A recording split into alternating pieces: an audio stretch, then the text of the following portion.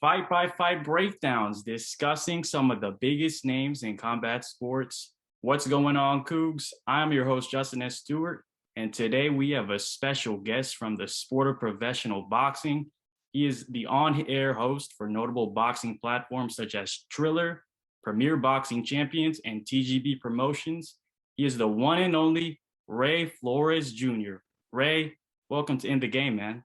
Justin, thank you very much for the invite. Awesome introduction, by the way. Feel honored to be able to have that introduction, but looking forward to talking the sweet science with you.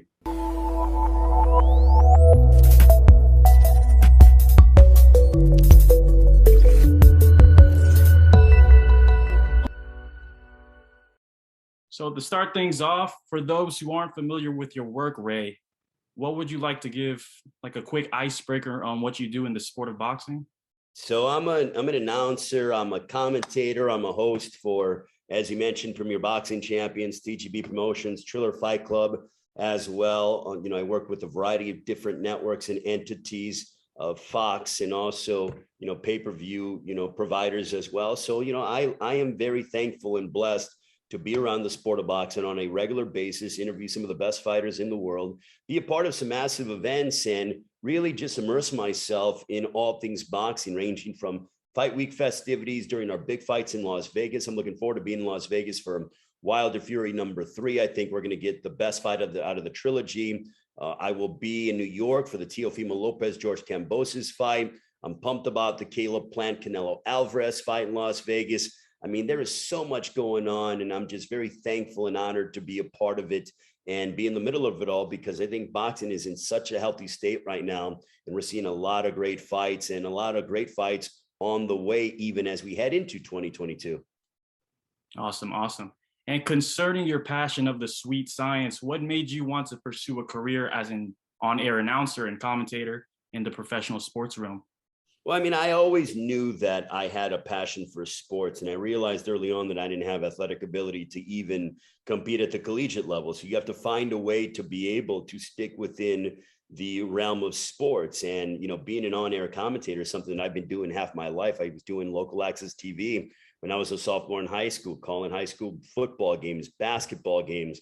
From there, I was able to transition in the fight world based on the fact that there was a young fighter in my hometown of East Chicago, Indiana, named Miguel Torres, who was bursting onto the MMA scene back before the UFC even became what it is today. This is before the first Ultimate Fighter. So I was around before the MMA boom, and then I watched it grow and blossom. And then from there, I was able to transition into boxing. And I've always loved boxing, growing up watching the great Julio Cesar Chavez and, Mike Tyson, and then Oscar De La Hoya, and then watching Floyd Mayweather. And it just kind of built from there. I mean, I've always had this love of combat sports, whether it be boxing, MMA, and I know that it's not a sport, but even professional wrestling as well. So anything when it comes to physicality is something that I admire and I gravitate towards. Awesome. And now segueing to the highly anticipated trilogy pay-per-view bout between WBC champion Tyson Fury against Deontay Wilder, live on October 9th on ESPN pay-per-view and Fox Sports pay-per-view in Vegas. Ray, how do you assess this matchup as these two gladiators encounter for the third time? Justin, this is going to be the best fight of the trilogy. The first fight was unbelievable in Los Angeles at Staples Center, over 15,000 fans. The place was rocking. Wilder knocked him down twice. Fury got up from the dead, in that 12th round. He was able to box well. The fight was a draw. The second fight was a masterful performance from Tyson Fury, and I think it was an off night from Deontay Wilder. Now the third fight is, can Tyson Fury replicate that performance? He's been talking a lot and been bashing Deontay Wilder every which way. Deontay Wilder does not care for Tyson Fury either. He said he feels violent. He's now with the new trainer, Malik Scott, who has him so locked in and focused and determined. And I think together, these guys are just made for each other. Styles make fights. Personalities make fights. I've been around both guys. They both have major, larger-than-life personalities. The fact that the fight was delayed even adds more to the drama and the intrigue. And it prolongs the fight promotion. And some people think it's a good thing. I think that it allows the guys to get under their skin more. Because can you imagine, you are focusing on one guy for almost 3 years. The fight happened, their first fight happened in December of 2018. And I think the fight was announced in late September, early October. So they have been literally joined at the hip for 3 years. A guy you don't like, a guy that you despise. And now we finally get a conclusion to this trilogy nearly 3 years later. And I think it is going to be such a special fight that we will be talking about for years to come. Absolutely. Wilder Fury 3 is one of my big fights on the list. But as you see the next new crop, next generation of fighters, Ryan Garcia, Teofimo Lopez, Tank Davis, Devin Haney, among those fighters, who do you see that guy? He could be the face of boxing one day. I think Gervonta Davis is really, just because of how exciting he is, he's exciting, he's explosive, he draws attention. I mean, I was at his fight when he fought Mario Barrios, and it was electric. The place was going wild. Everywhere this guy fights. I mean, let's go back a few years ago when he fought in Los Angeles at Dignity Health Sports Park. I like to call it the War Grounds. And he was supposed to fight Abner Mares in February of 2019. Mares got hurt because of an eye injury. Therefore, you insert Hugo Ruiz. We thought that, okay, Abner Mares is a major ticket seller in Los Angeles. We're going to it'll be packed, but it's not going to be a sellout. That was not to be the case. Gervonta Davis sold out that place, and he came out with the whole Michael Jackson entrance and everything, very theatrical. And he went out and he knocked out Hugo Ruiz in one round. They were Hollywood actors. They were hip hop artists. There were athletes that were there that needed to see Tank. When we went to Baltimore, he packed over 15,000 people. A couple of days after Christmas in Atlanta, when he fought Yuriorkis Gamboa, again, he drew over 16,000 people. This kid is a star, and he is blossoming to becoming a superstar.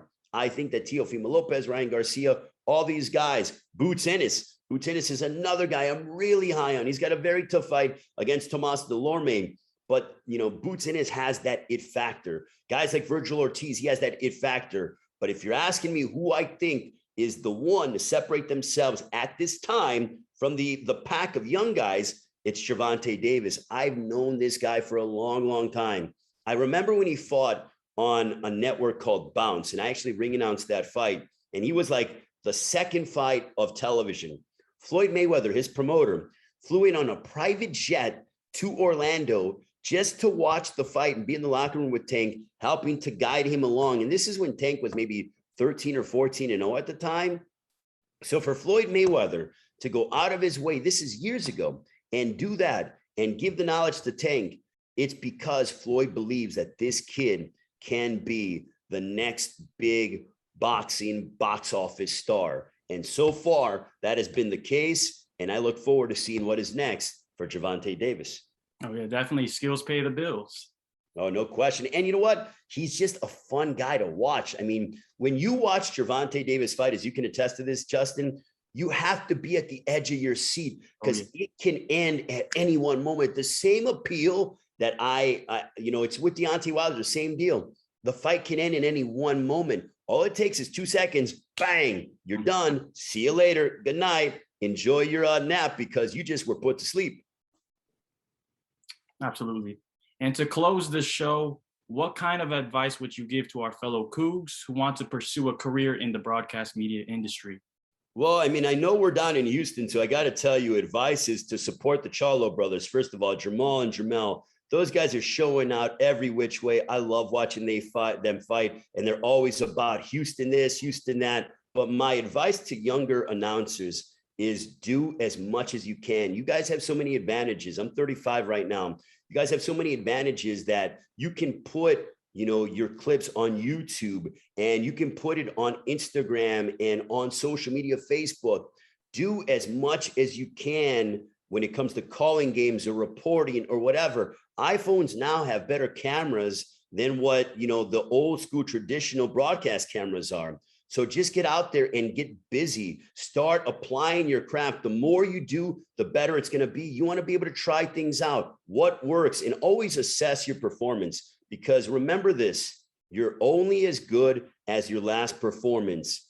It's good what you did in the past, but that was yesterday. That was a month ago, a week ago. It's all about what you're doing right now and what's in the future. Embrace the present, and you have to act like every show and every game you call is the most important game of your life. Even though it might be a small high school game, a small collegiate game, you have to act like it's the Super Bowl or it's a world title fight in Las Vegas, because you never know who's listening and you never know who's going to say, I like that person, I'm going to give them a break. Always, always bring your A game. Why? Because the business deserves it and the athletes deserve it for what they're able to do on the court or in the realm of athletics. 100%. Well, Cougs, that's all for this week's segment. Ray, I want to thank you for taking the time out of your busy schedule to do this interview.